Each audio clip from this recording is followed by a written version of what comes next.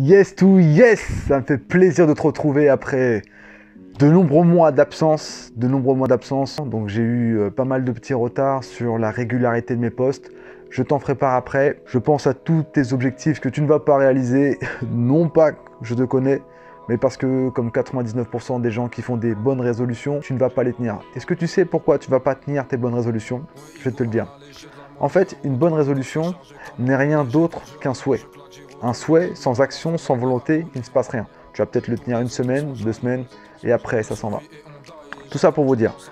Quand je me suis lancé dans l'investissement immobilier en 2018, j'avais pour objectif réel d'atteindre 1 million de patrimoine en valorisation brute, encore une fois, à la fin de l'année 2025.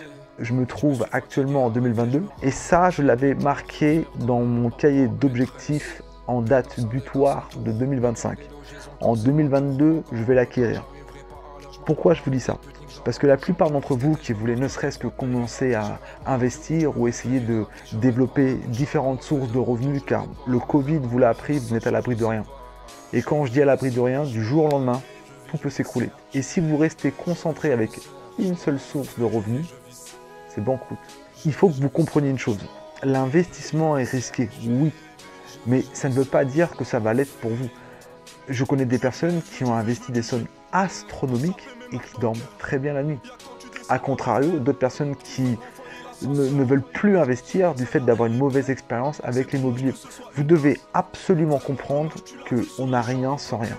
Bien évidemment, lorsque j'ai commencé, j'ai fait énormément d'erreurs. Et j'en ferai.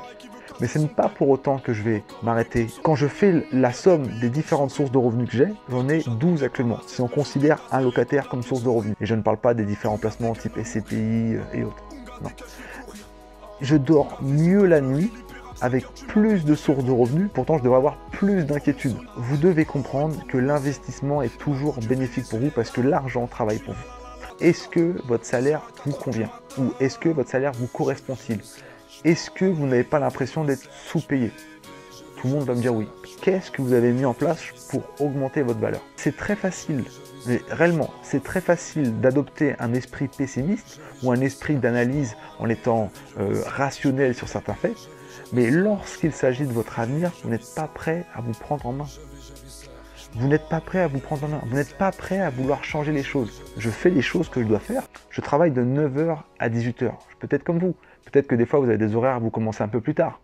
Peut-être que vous commencez même plus tôt. Donc, vous rentrez plus tôt également. Qu'est-ce que vous faites parmi ce temps libre? Qu'est-ce que vous faites parmi ce temps libre qui empêche d'aller vers votre but désiré? Et la plupart des gens, je ne vais pas dire vous, la plupart des gens, ils se racontent des histoires en disant « Ouais, mais j'ai pas le temps, regarde, j'ai travaillé dur, il faut que je me détende un peu. » Mais en fait, tu te détendras après. Tu n'as pas besoin de te détendre maintenant. Ça fait pratiquement... J'ai commencé en 2014 en étant salarié. J'ai commencé réellement à me lever tôt, ça fait peut-être 3 ans maintenant, depuis que j'ai découvert l'investissement locatif. Et comment j'ai découvert? C'est que je devais me former. Je devais me former et je n'avais aucun moyen de me former parce que j'avais 2 heures de transport. Qu'est-ce que j'ai fait? J'ai compris que j'avais en fait 4 heures pour moi. Donc j'avais exactement 2 heures de transport le matin et 2 heures le retour. J'ai 4 heures pour moi. Durant ces 4 heures, je lisais en permanence. La vraie question à saisir, c'est est-ce que vous le voulez vraiment? On est en 2022. J'avais posté une vidéo, je crois que c'était l'année dernière, où je parlais de ça de manière un peu plus approfondie et que j'expliquais que la plupart des personnes vont toujours rester à un point car il y a réellement un problème d'inaction en France. Je prends l'exemple. La prof disait, ou le professeur, je me rappelle très bien, la moyenne de la classe c'est 12, il y avait même une moyenne de la classe, il y avait la moyenne qui était 10 et il y avait la moyenne de la classe pour savoir dans quel niveau tu étais. C'est incroyable quand même. Dans quel niveau ça se trouve, il n'y a que des surdoués dans la classe. Les profs te demandaient d'être supérieur à la moyenne.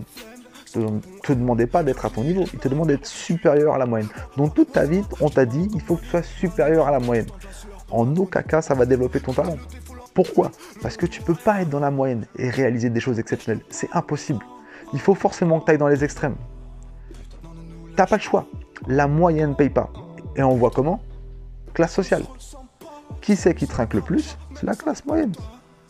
C'est la classe moyenne. Les riches, ils sont blindés. parle pas. Ils ont des problèmes de riches. Maintenant, est-ce que c'est mauvais d'être blindé?